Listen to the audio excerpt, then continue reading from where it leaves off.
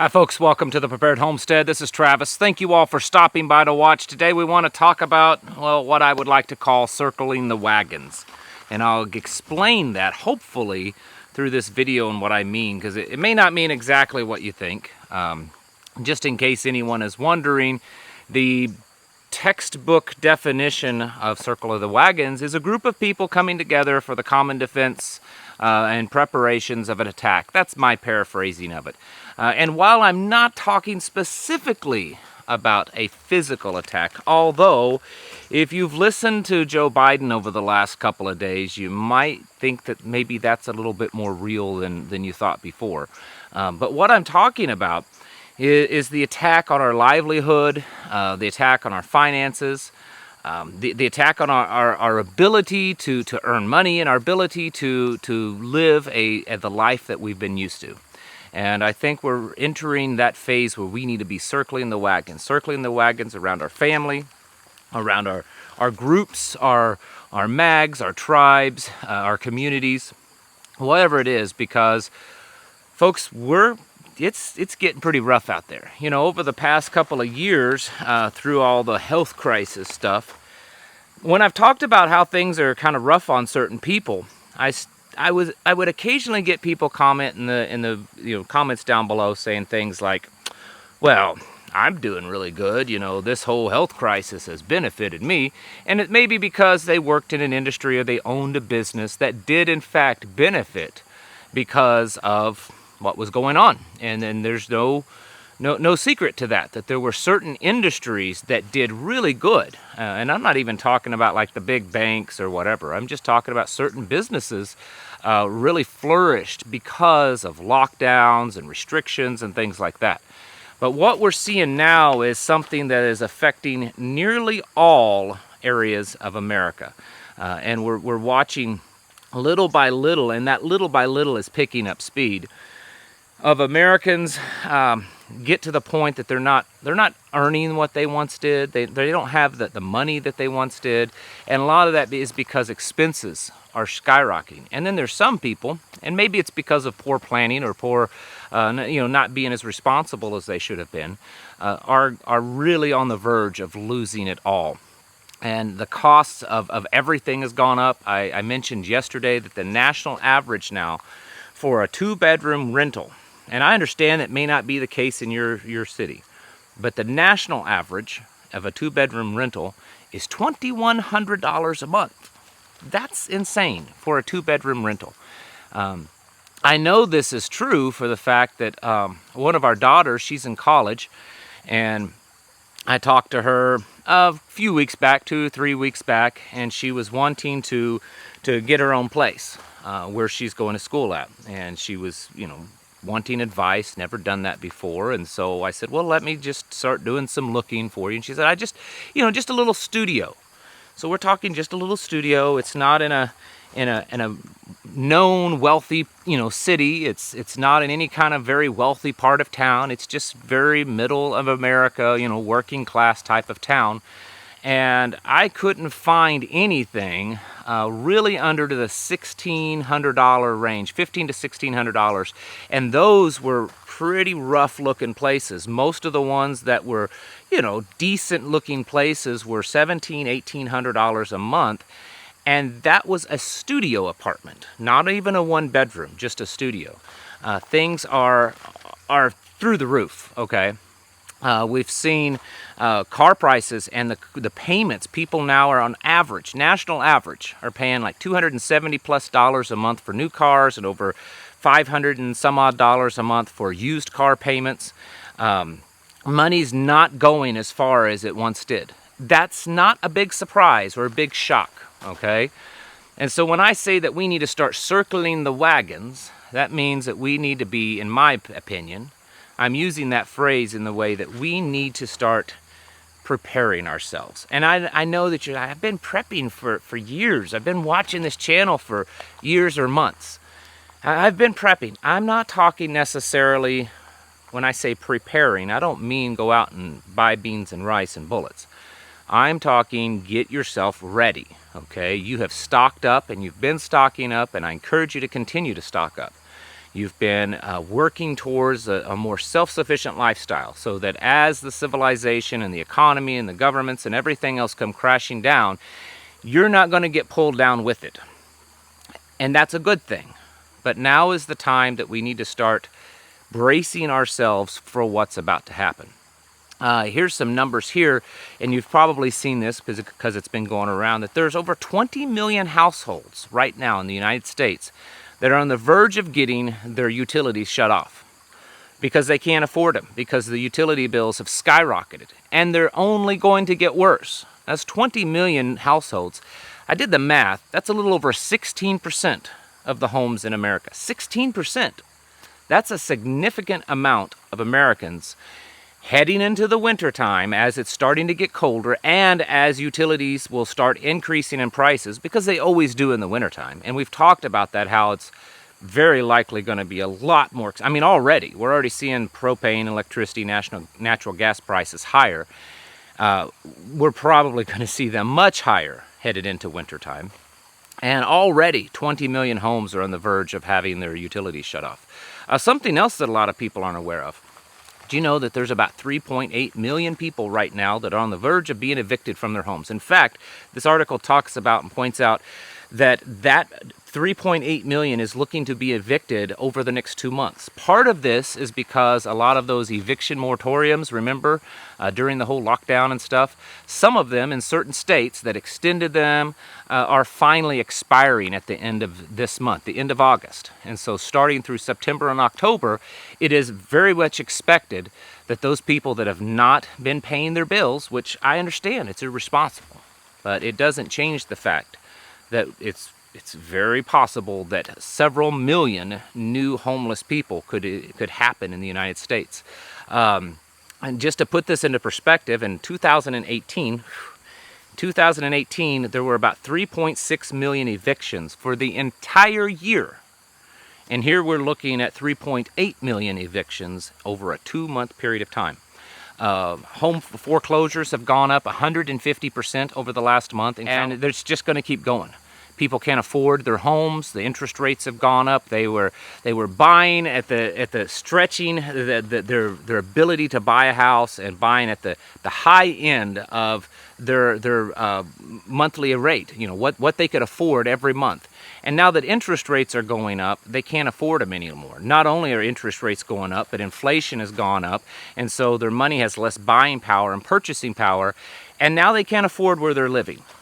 This is all going to come to a head, along with the many other things that are happening. It's all coming to a head, folks. And myself and many others have been warning that this fall and this winter, it's going to start getting really bad. I've been telling people, I said all throughout the summer, I said, it's at the point that it's noticeable, that people are starting to take notice. And we saw that more and more throughout the summer. We would hear more about it on the news and from just, people we know that aren't awake to what's going on, complaining about how it was getting expensive. It was getting expensive to drive your car. It was getting expensive to go to the grocery store. It was starting to affect them. And I said, by this fall and winter, it's going to start really hurting people, really damaging their lives, their finances. And some people are going to slip through the cracks and not be able to make it. And I would say by next year, it's going to be just an all-out chaos when it comes to the buying power of your dollar, the economy, the housing market, the rental markets, everything. It's all going to start, really hurting and affecting people. And so when I say we need to circle the wagons, we need to start to brace ourselves. Like that one article I just showed you, it's a tsunami coming at us. It's not just a tsunami on people, about to get their utilities shut off. It's a tsunami of everything coming at us. Food prices are expected to continue to spike and even skyrocket over the fall and winter months, as well as fuel and other things. One of the, I think Goldman Sachs, and I probably don't have the little picture to show you, but I believe it was just a few weeks ago that Goldman Sachs was saying that the gas prices that have come down just a little bit, I mean, they're still high, but they've certainly come down off their peak, are expected over the fall and winter to go back up and peak again. Because as I've shown in the last few days on here, that fuel supplies in the United States are just about as low as they've ever been. And it's going to continue to worsen. We have to be serious about this, folks. We can't be sitting by, idly by, and allowing this to happen. And it's not just about, protecting ourselves and our families, but also our communities, working together, helping each other out.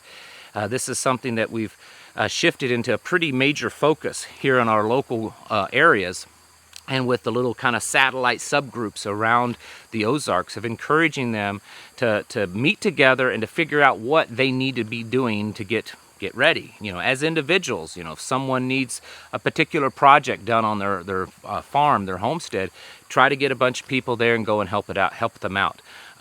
Just a little story, and I don't want to embarrass the lady, so I'm not going to mention her name because she didn't tell me I could give her name or this story, but there's a lady that attends our local meetings, and my wife and I have gotten to know her, and we just think the world of her.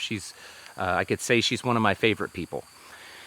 And she called my wife, I believe it was yesterday, and she said she works with a church organization that, gets food and to give to the needy, the less fortunate people that need food, food baskets and stuff. And they kind of have a lot, which I know is unusual. What we've been hearing lately is that a lot of these food pantries and stuff are hurting, and they're having a hard time getting enough stuff. But this one is doing pretty good. And they have a lot of food. And she said, we're trying to make sure that we find, people that really need it. She said, being that you have, your meetings and community going on, do you know of anyone that could use it? And I said, actually, we do. We try as best as we can to keep tabs on, our circle, our community here in the central Missouri Ozarks, of people that kind of need help, so we can kind of coordinate work days, like I just said, to go over to someone's farm and help them fix something or harvest something or whatever it is. And I said, yeah, we actually do know of a few families that are kind of struggling. We've talked to them and trying to do the best we can to figure out what we can do to help them. And she said, all right, I'm bringing you stuff. Can you meet me somewhere? And you just take that and give it to them. And so today I was doing my mowing job, covered in grass and bugs and sweat, and I stopped halfway through it and jumped in the truck and went and met her, and come back with a half of a pickup load of boxes filled with groceries, so that we can, and we've already made contact and lined things up so that we can start distributing it to people within our community. Some of you may say we've done this the wrong way, that we should just give it to food banks and let people have it. And that's fine. I'm not saying that that's the wrong thing to do. But we know for a fact that there are people within our own circles and within our own community that are already feeling this economic crunch a lot more than others. It's not because they had poor planning or anything like that. It's because maybe how they earn their income or whatever. It's affecting them earlier on and more harshly than maybe some of the rest of the people. And we know that they're struggling. And so we're going to distribute that. It's just how it is, and it's a good thing. And so the point is with this little story is that that's the kind of stuff that people are doing, of helping each other out. I'm not saying take out of your own pantries and stuff and start giving it to other people. That's your choice. If you want to do that, that's your choice. What I'm saying is that if they're part of your community, if they're part of your circle, your tribe, your, whatever you call it, your community, your inner circle is only as strong as the strength of each individual. And so if they're struggling in an area, maybe they, need to get their vehicle fixed and they're having a hard time, they don't know how to fix it. Maybe a couple of you can go over there and kind of help them out. Like I said, maybe they need some help with other things in their farm. I would encourage you to do that, because right now we need to be circling the wagons. We need to be circling the wagons with ourselves, our families, and our communities, because I think and I feel and I believe that all of this stuff that we're seeing isn't just, oh, well, it's just a bad time. People have been saying that now for the last few years as it continues to worsen. And as many and a growing number of experts out there are warning, are sounding the alarm, saying, folks, you need to get ready because we're about to enter a serious economic problem, a serious collapse. Some of them are saying worse than others. And usually, as we are all aware of, whatever the experts say and warn us of, it's usually probably worse than that. So folks, it's not just getting your houses in order, it's getting your houses ready. You know, we talk about getting them in order. I say that in almost every video. It's getting your houses ready also, because a tsunami of problems, a tsunami of chaos, a tsunami of collapse is rushing towards us. When it will get here, we may not know really, but we know that it's coming because we can see the handwriting on the wall. We can feel it in the air. We can see the first things that are starting to collapse around us.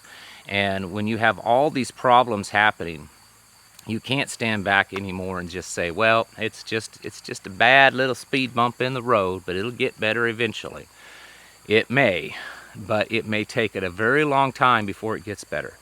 And do you really want to be sitting around and struggling and regretting that you didn't do enough and that you didn't get yourselves more prepared and more ready for this tsunami that's hitting us?